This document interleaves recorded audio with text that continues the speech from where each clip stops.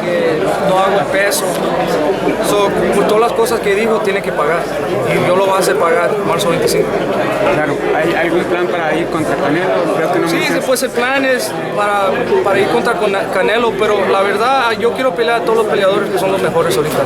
Hay David Morrell, me encanta David Morrell, es un peleador muy bueno. Yo creo que yo y él van a ser una pelea muy grande. En el futuro hay Berlenga, Charlo, hay muchísimos peleadores ahorita.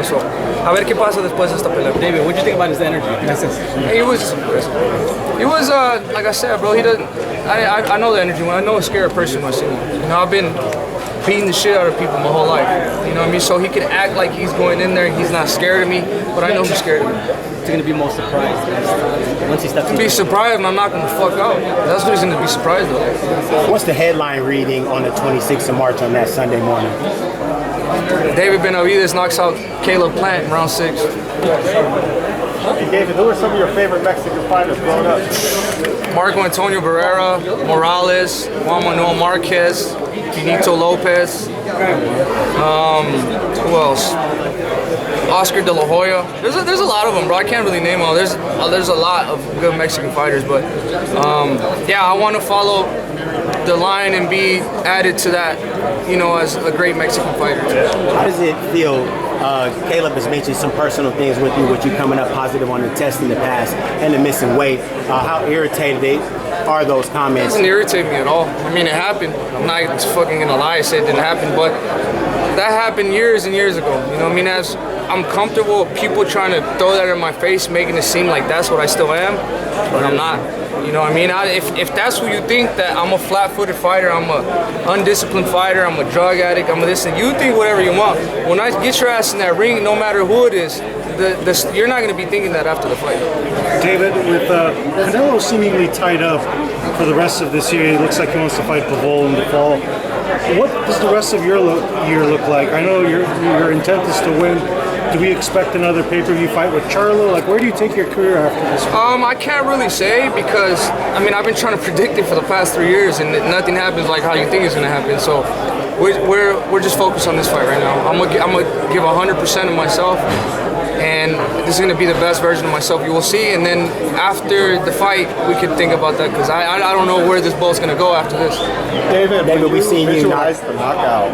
When you visualize the knockout, when you're like at night thinking about how it's going to happen, is it like a culmination of punches, a body shot? Is it how does it look to you? Yeah, so when I see it in my head, I see a couple ways. I see body shots, I see combinations, and I see him giving up himself. You know what I mean? So there's a lot of possibilities of how I could do it.